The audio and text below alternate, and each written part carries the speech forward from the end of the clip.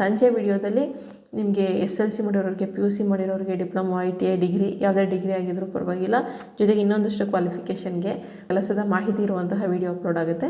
ಆಸಕ್ತಿ ಇರೋರು ಮಾತ್ರ ನೀವು ನೋಡ್ಬೋದಾಗಿದೆ. ನಮಸ್ಕಾರ ಎಲ್ರಿಗೂ, ನಾನು ರಮ್ಯ ಜಗತ್ ಮೈಸೂರು. ಒಂದಷ್ಟು ದಿನಗಳ ಹಿಂದಷ್ಟೇ ನಮ್ಮ ಒಂದು ಸಮಾಜ ಕಲ್ಯಾಣ ಇಲಾಖೆಯ ಅಡಿಯಲ್ಲಿ ಕಲ್ಯಾಣ ಯೋಜನೆಗಳು ಅನ್ನುವಂತಹ ಒಂದಷ್ಟು ಯೋಜನೆಗಳ ಮೂಲಕ ಭೂ ಒಡೆತನ ಯೋಜನೆ ಆಗಿರ್ಬೋದು, ಗಂಗಾ ಕಲ್ಯಾಣ ಯೋಜನೆ ಆಗಿರ್ಬೋದು, ಸ್ವಯಂ ಉದ್ಯೋಗ ಕಾರ್ಯಕ್ರಮಗಳಲ್ಲಿ ನೇರ ಸಾಲ ಯೋಜನೆ, ಹೈನುಗಾರಿಕೆ ಮಾಡೋರಿಗೆ ಸಹಾಯಧನ ಮತ್ತು ಸಾಲ ಸೌಲಭ್ಯ ಆಗಿರ್ಬೋದು, ಸ್ವಾವಲಂಬಿ ಸಾರಥಿ ಯೋಜನೆ ಅಡಿಯಲ್ಲಿ ವೆಹಿಕಲ್ಗಳನ್ನ ಪರ್ಚೇಸ್ ಮಾಡೋಕ್ಕೆ 4 ಲಕ್ಷ ರೂಪಾಯಿವರೆಗೆ ಸಬ್ಸಿಡಿ ಸಿಗುವಂತಹ ಒಂದು ಸ್ಕೀಮ್ ಆಗಿರ್ಬೋದು.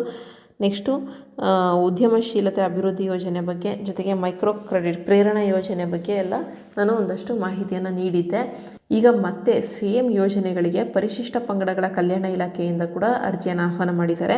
ಕರ್ನಾಟಕ ಮಹರ್ಷಿ ವಾಲ್ಮೀಕಿ ಪರಿಶಿಷ್ಟ ಪಂಗಡಗಳ ಅಭಿವೃದ್ಧಿ ನಿಗಮ ಮತ್ತು ಇದ್ರ ಜೊತೆ ಕರ್ನಾಟಕ ಮೇದಾರ ಪರಿಶಿಷ್ಟ ಪಂಗಡ ಅಲೆಮಾರಿ ಅಭಿವೃದ್ಧಿ ನಿಗಮ ಇದೆರಡು ಕೂಡ ಕಂಬೈನ್ ಆಗಿ ಪರಿಶಿಷ್ಟ ಪಂಗಡಗಳ ಒಂದು ಆರ್ಥಿಕ ಅಭಿವೃದ್ಧಿಗಾಗಿ ಕಲ್ಯಾಣ ಯೋಜನೆಗಳು ಅನ್ನುವಂತಹ ಒಂದು ಯೋಜನೆ ಅಡಿಯಲ್ಲಿ 2025-26ನೇ ಸಾಲಿನ, ಇದು ಪ್ರತಿ ವರ್ಷ ಕಾಲ ಆಗುತ್ತೆ. ಈ ವರ್ಷ 2025-26ನೇ ಸಾಲಿನಲ್ಲಿ ಒಂದಷ್ಟು ಯೋಜನೆಗಳಿಗೆ ಅರ್ಜಿಯನ್ನು ಆಹ್ವಾನ ಮಾಡಿದ್ದಾರೆ.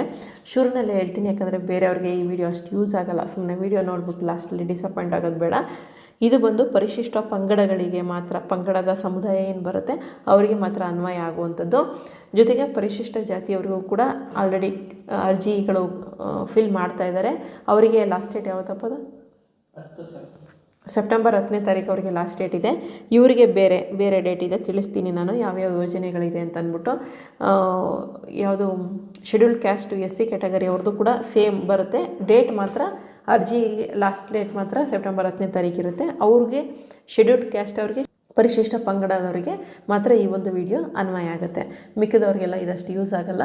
ಹಿಂದುಳಿದ ವರ್ಗಗಳ ಕಲ್ಯಾಣ ಇಲಾಖೆಯಿಂದ ಬೇರೆ ಕ್ಯಾಟಗರಿಯವ್ರಿಗೂ ಕಾಲ್ ಮಾಡ್ತಾರೆ, ಆವಾಗ ನಾನು ತಿಳಿಸ್ಕೊಡ್ತೀನಿ. ಸದ್ಯಕ್ಕೆ ಪರಿಶಿಷ್ಟ ಜಾತಿಯವರಿಗೆ, ಪರಿಶಿಷ್ಟ ಪಂಗಡದವರು ಈ ಒಂದು ವಿಡಿಯೋನ ನೋಡ್ಬೋದಾಗಿದೆ. ಮೊದಲನೇದಾಗಿ ಭೂ ಒಡೆತನ ಯೋಜನೆ ಅಂತ ಅಂದ್ಬಿಟ್ಟು ಎಲ್ಲ ಯೋಜನೆಗಳಿದೆ. ಎಲ್ಲವೂ ಕೂಡ 100% ಸಿಗುತ್ತೆ ಅಂದರೆ 100% ಅಂತ ಹೇಳೋಕ್ಕಾಗಲ್ಲ. ಬಟ್ ಇದರಿಂದ ಅನುಕೂಲ ಪಡ್ಕೊಂಡವರು ಇದ್ದಾರೆ. ಕೆಲವೊಂದು ಯೋಜನೆ ಎಲ್ಲ, ಈ ಗಂಗಾ ಕಲ್ಯಾಣ ಯೋಜನೆ ಎಲ್ಲ ಏನು ಮಾಡ್ತಾರೆ, ಗ್ರಾಮ ಪಂಚಾಯತಿಲಿ ಒಂದಷ್ಟು ಜನ ಪರಿಚಯ ಇರೋರನ್ನ ಇಟ್ಕೊತಾರೆ. ಆ ಯೋಜನೆಗಳು ಬಂದಾಗ ಒಂದು ಸ್ವಲ್ಪ ಪರಿಚಯ ಮಾಡಿಕೊಂಡು ಅವ್ರ ಮೂಲಕ ಮಾಡಿಸ್ಕೊಳ್ಳೋಂಥವ್ರು ಕೂಡ ಇದ್ದಾರೆ. ಬಟ್ ಫಲಾನುಭವಿಗಳೇ, ಬಟ್ ಸ್ವಲ್ಪ ರೆಕಮೆಂಡೇಷನ್ ಅಂತೆಲ್ಲ ಏನು ಹೇಳ್ತಾರೆ ಆ ರೀತಿ ಮಾಡಿಸ್ಕೊಳ್ಳೋರು ಇದ್ದಾರೆ. ಬಟ್ ಇದು ಪ್ರತಿ ವರ್ಷ ಅರ್ಜಿಯನ್ನು ಆಹ್ವಾನ ಮಾಡಿ ಇಷ್ಟನ್ನೆಲ್ಲ ವಿಲೇವಾರಿ ಮಾಡಿದ್ದೀವಿ, ಇಷ್ಟನ್ನ ಅನುಷ್ಠಾನಗೊಳಿಸಿದ್ದೀವಿ ಅಂತೆಲ್ಲ ಹೇಳ್ತಾ ಇರ್ತಾರಲ್ಲ. ಸೊ ಅವಶ್ಯಕತೆ ಇದ್ದವರು ಇದಕ್ಕೆ ಅರ್ಜಿ ಹಾಕಿ ಫಲಾನುಭವಿಗಳ ಆಗ್ಬೋದಾಗಿದೆ. ಮೊದಲನೇದಾಗಿ ಭೂ ಒಡೆತನ ಯೋಜನೆ ಅಂತ ಅಂದ್ಬಿಟ್ಟು, ಇದು ಬಂದು ಹೆಣ್ಮಕ್ಳಿಗೆ ಇರುವಂತಹ ಯೋಜನೆ. ಭೂಮಿ ಇಲ್ಲದೆ ಇರುವಂತಹ ಮಹಿಳೆಯರಿಗೆ ಕೃಷಿ ಭೂಮಿಯನ್ನು ಖರೀದಿ ಮಾಡಿ ಕೊಡ್ತಾರೆ. ಘಟಕ ವೆಚ್ಚ ಬಂದು 2 ರೀತಿಯಾಗಿರುತ್ತೆ. ಒಂದು 25 ಲಕ್ಷ ಇರುತ್ತೆ, ಇನ್ನೊಂದು 20 ಲಕ್ಷ. ಅದರಲ್ಲಿ 50% ಸಹಾಯಧನ, 50% ಅವರೇ ಸರ್ಕಾರನೇ ಉಚಿತವಾಗಿ ಹಣ ಕೊಡುವಂಥದ್ದು. ಇನ್ನು 50% ಏನು ಮಾಡ್ತಾರೆ, ಸಾಲವಾಗಿ ನಿಮಗೆ ಬ್ಯಾಂಕ್ ಮೂಲಕ ಕೊಡಿಸ್ತಾರೆ. ಆ ಸಾಲವನ್ನು ನೀವು ತೀರಿಸಬೇಕಾಗುತ್ತೆ. ಬಡ್ಡಿ ಬಂದು 4% ಅಷ್ಟೇ, ಅಂದರೆ ತಿಂಗಳಿಗೆ 4% ಅಲ್ಲ, ಅದು ವಾರ್ಷಿಕವಾಗಿ 4% ಇರುತ್ತೆ ಅಷ್ಟೇ. ಅಂದರೆ ನಿಮಗೆ ಒಂದು 33 ಪೈಸೆ ಅಷ್ಟು ಬಡ್ಡಿ ಬೀಳುತ್ತೆ ಅಷ್ಟೇ. ಸೊ ಇದಕ್ಕೂ ಕೂಡ ಅರ್ಜಿಯನ್ನು ಹಾಕ್ಬೋದು. ಎಲ್ಲಿ ಅರ್ಜಿ ಹಾಕಬೇಕು ಏನು ಅಂತ ಅಂದ್ಬಿಟ್ಟು ನಾನು ತಿಳಿಸ್ತೀನಿ. ಭೂಮಿ ಇಲ್ಲದೆ ಇರುವಂತಹ ಹೆಣ್ಮಕ್ಳಿಗೆ ಈ ಒಂದು ಯೋಜನೆ ಅನ್ವಯ ಆಗುತ್ತೆ. ಇನ್ನು ಎರಡನೇದು ಬಂದು ಗಂಗಾ ಕಲ್ಯಾಣ ಯೋಜನೆ ಅಂತ ಅಂದ್ಬಿಟ್ಟು, ಇದು 1.2 ಈ ಯೋಜನೆ ಮೂಲಕ ಸಾಕಷ್ಟು ಜನ ರೈತರು ಫ್ರೀಯಾಗಿ ಬೋರ್ವೆಲ್ಲನ್ನು ಕೊರೆಸ್ಕೊಂಡಿದ್ದಾರೆ. ಅದಕ್ಕೆ ಇದೆಲ್ಲ ಏನು ವಿದ್ಯುದೀಕರಣ ಕೂಡ ಮಾಡಿಸ್ಕೊಂಡು ನೀರಾವರಿ ಸೌಲಭ್ಯವನ್ನು ತಗೊಂಡಿದ್ದಾರೆ. ಸೊ ಇದಕ್ಕೂ ಕೂಡ ನೀವು ಅರ್ಜಿಯನ್ನು ಹಾಕ್ಬೋದಾಗಿದೆ.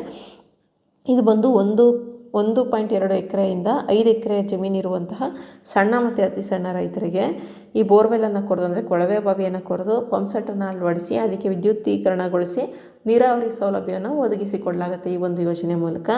ಇದರ ಘಟಕ ವೆಚ್ಚ ಒಂದು 4,75,000 ಒಂದು ಇರುತ್ತೆ, ಇದೊಂದು 3,75,000 ರೂಪಾಯಿದು. ಇದರಲ್ಲಿ ಎಲ್ಲ ಸಂಪೂರ್ಣವಾಗಿ ಸರ್ಕಾರನೇ ಫುಲ್ ಭರಿಸುತ್ತೆ. 50,000 ರೂಪಾಯಿ ಮಾತ್ರ ಬಿಟ್ಟು 50,000 ರೂಪಾಯಿ ಬಂದು ಸಾಲ ಆಗಿರುತ್ತೆ. ಅಥವಾ ನೀವು 50,000 ರೂಪಾಯಿ ನಾವು ಹಾಕ್ತೀವಿ, ಸಾಲ ಬೇಡ ಅಂದರೆ 50,000 ರೂಪಾಯಿ ಹಾಕ್ಬೋದು. ಇನ್ನು ಮಿಕ್ಕಂತಹ 4.25 ಲಕ್ಷ ಏನಿರುತ್ತೆ ಅದು ಸರ್ಕಾರನೇ ಫ್ರೀಯಾಗಿ ನಿಮಗೆ ಕೊಟ್ಟು ಈ ಒಂದು ಯೋಜನೆಯನ್ನು ಮಾಡಿಕೊಡುತ್ತೆ. ಇನ್ನು ಮೂರನೇದು ಬಂದು ಸ್ವಯಂ ಉದ್ಯೋಗ ಕಾರ್ಯಕ್ರಮಗಳು ಅಂದ್ಬಿಟ್ಟು, ಅಂದರೆ ಪರಿಶಿಷ್ಟ ಪಂಗಡದವ್ರನ್ನ, ಪರಿಶಿಷ್ಟ ಜಾತಿಯವ್ರಿಗೂ ಸೇಮ್ ಇರುತ್ತೆ, ಲಾಸ್ಟ್ ಡೇಟ್ ಮಾತ್ರ ಚೇಂಜು, ಇಬ್ರಿಗೂ ಅನ್ವಯ ಆಗುತ್ತೆ.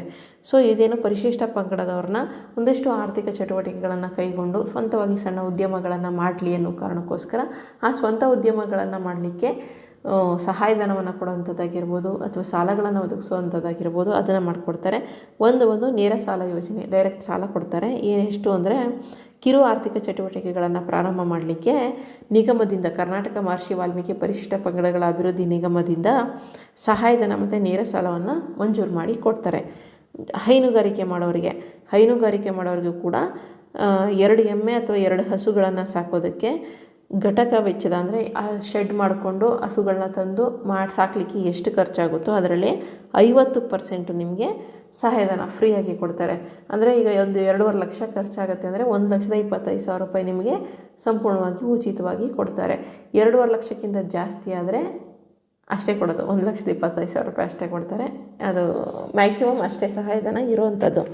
ಇನ್ನು 3ನೇದು ಸ್ವಾವಲಂಬಿ ಸಾರಥಿ ಯೋಜನೆ. ಇದು ಸರಕು ವಾಹನ, ಟ್ಯಾಕ್ಸಿ ಅಂದರೆ ಯೆಲ್ಲೋ ಬೋರ್ಡ್ ವಾಹನಗಳನ್ನು ಖರೀದಿ ಮಾಡೋದಕ್ಕೆ, ಅಂದರೆ ಬಿಸ್ನೆಸ್ ಆಗಿ ಕಮರ್ಷಿಯಲ್ ಆಗಿ ಮಾಡ್ತಾರಲ್ಲ, ಅದಕ್ಕೋಸ್ಕರ ಯಾರಾದರೂ ಹಳದಿ ಬೋರ್ಡಲ್ಲಿ ಗೂಡ್ಸ್ ಆಟೋಗಳಾಗಿರ್ಬೋದು, ಟ್ಯಾಕ್ಸಿಗಳನ್ನು ತಗೊಳ್ಳೋಂಥವ್ರು ಇದ್ದರೆ ಅವರಿಗೆ 75% ಸಹಾಯಧನ ಸಿಗುತ್ತೆ, ಅಥವಾ ಗರಿಷ್ಠ 4 ಲಕ್ಷ ರೂಪಾಯಿವರೆಗೂ ನಿಮಗೆ ಸಹಾಯಧನ ಸಿಗ್ತಾ ಹೋಗುತ್ತೆ.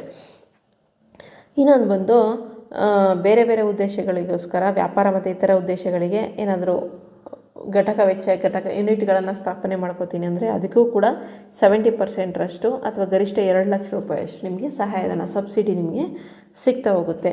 ಇನ್ನು ಮೈಕ್ರೋ ಕ್ರೆಡಿಟ್ ಪ್ರೇರಣಾ ಯೋಜನೆ ಅಂತ ಹೇಳ್ತೀವಿ. ಮಹಿಳಾ ಸ್ವಸಹಾಯ ಸಂಘಗಳು ಏನಿರ್ತವೆ ಆ ಒಂದು ಸ್ವಸಹಾಯ ಸಂಘಗಳಲ್ಲಿ ಕನಿಷ್ಠ 10 ಸದಸ್ಯರಿರಬೇಕು. ಅವರೇನಾದರೂ ಒಂದು ಗ್ರೂಪಲ್ಲಿ ಒಂದು ಬಿಸ್ನೆಸ್ಸನ್ನು ಮಾಡ್ತೀವಿ, ಒಂದು ಕಿರು ಆರ್ಥಿಕ ಚಟುವಟಿಕೆಯನ್ನು ಕೈಗೊಳ್ತೀವಿ ಅಂದರೆ ಅಂಥವರಿಗೆ ಸಾಲ ಮತ್ತು ಸಹಾಯಧನದ ಸೌಲಭ್ಯವನ್ನು ಕೊಡ್ತಾರೆ.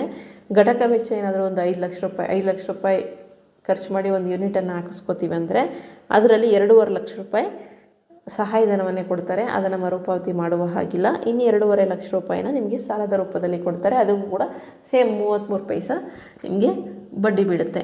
ಇದಿಷ್ಟು ಪರಿಶಿಷ್ಟ ಪಂಗಡಗಳ ಕಲ್ಯಾಣ ಇಲಾಖೆ ಕಡೆಯಿಂದ ಕರ್ನಾಟಕ ಮಹರ್ಷಿ ವಾಲ್ಮೀಕಿ ಪರಿಶಿಷ್ಟ ಪಂಗಡಗಳ ಅಭಿವೃದ್ಧಿ ನಿಗಮ, ಕರ್ನಾಟಕ ಮೇದಾರ ಪರಿಶಿಷ್ಟ ಪಂಗಡ ಅಲೆಮಾರಿ ಅಭಿವೃದ್ಧಿ ನಿಗಮದಿಂದ ಈ ಒಂದು 2025-26ನೇ ಸಾಲಿನಲ್ಲಿ ಈ ಯೋಜನೆಗಳಿಗೆ ಅರ್ಜಿಯನ್ನು ಆಹ್ವಾನ ಮಾಡಿದ್ದಾರೆ. ಸೊ ಆಸಕ್ತಿ ಇರೋರು ಇದರಲ್ಲಿ ಅರ್ಜಿ ಹಾಕಿ ಫಲಾನುಭವಿಗಳಾಗ್ಬೋದು. ಅರ್ಜಿ ಹಾಕಿದವ್ರಿಗೆ ನಮಗೆಲ್ಲ ಸಿಗಲ್ಲ, ಅರ್ಜಿ ಹಾಕ್ಬಿಟ್ರೆ ಸಿಕ್ಬಿಡುತ್ತೆ ಅದು ಇದು ಅಂತಾರೆ. ಖಂಡಿತ ಅರ್ಜಿ ಹಾಕಿದ ಎಲ್ರಿಗೂ ಕೂಡ ಸಿಗಲ್ಲ.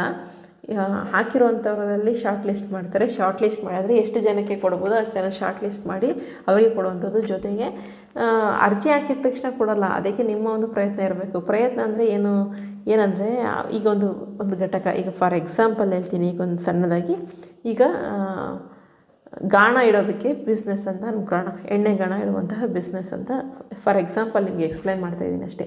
ಆ ಎಣ್ಣೆ ಗಾಣ ಇಡುವಂತಹ ಒಂದು ಬಿಸ್ನೆಸ್ಸನ್ನು ಮಾಡ್ತೀನಿ, ನಂಗೆ ಸಹಾಯಧನ ಬೇಕು. ಇದರಲ್ಲಿ ಯಾವ್ದು ಬರುತ್ತೆ? ಇತರೆ ಉದ್ದೇಶದಲ್ಲೇ ತಗೋಬೋದು ನೋಡಿ.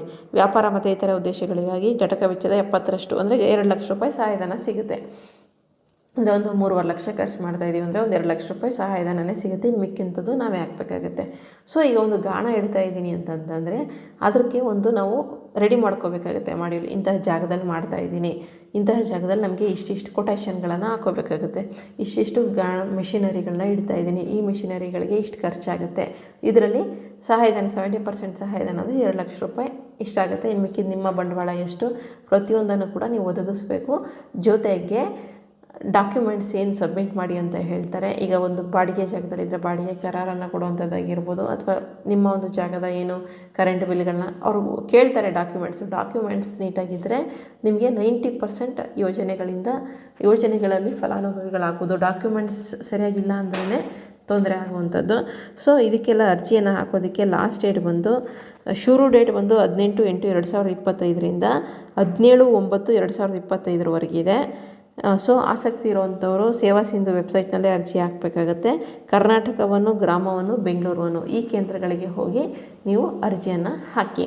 ಇನ್ನು ಪರಿಶಿಷ್ಟ ಜಾತಿಯವರಿಗೆ ಲಾಸ್ಟ್ ಡೇಟ್ 10ನೇ ತಾರೀಕು ಸೆಪ್ಟೆಂಬರು, ಪರಿಶಿಷ್ಟ ಪಂಗಡದವರಿಗೆ ಲಾಸ್ಟ್ ಡೇಟ್ 17ನೇ ತಾರೀಕು ಸೆಪ್ಟೆಂಬರ್ ಆಗಿರುತ್ತೆ. ಇದಿಷ್ಟು ಇವತ್ತಿನ ವಿಡಿಯೋ. ಮಾಹಿತಿ ಉಪಯುಕ್ತ ಆಗಿತ್ತು ಅಂತ ಅನಿಸಿದ್ರೆ ಒಂದು ಸಬ್ಸ್ಕ್ರೈಬ್ ಮಾಡ್ಕೊಳ್ಳಿ. ಸಂಜೆ ವಿಡಿಯೋದಲ್ಲಿ ನಿಮಗೆ SLC ಮಾಡಿರೋರಿಗೆ, PUC ಮಾಡಿರೋರಿಗೆ, ಡಿಪ್ಲೊಮಾ, ITI, ಡಿಗ್ರಿ ಯಾವುದೇ ಡಿಗ್ರಿ ಆಗಿದ್ರೂ ಪರವಾಗಿಲ್ಲ, ಜೊತೆಗೆ ಇನ್ನೊಂದಷ್ಟು ಕ್ವಾಲಿಫಿಕೇಷನ್ಗೆ ಕೆಲಸದ ಮಾಹಿತಿ ಇರುವಂತಹ ವಿಡಿಯೋ ಅಪ್ಲೋಡ್ ಆಗುತ್ತೆ. ಆಸಕ್ತಿ ಇರೋರು ಮಾತ್ರ ನೀವು ನೋಡ್ಬೋದಾಗಿದೆ. ಇದಿಷ್ಟು ಇವತ್ತಿನ ವಿಡಿಯೋ. ಮುಂದಿನ ವಿಡಿಯೋ ಜೊತೆ ಮತ್ತೆ ಸಿಗ್ತೀನಿ. ಧನ್ಯವಾದಗಳು. Thank you so much.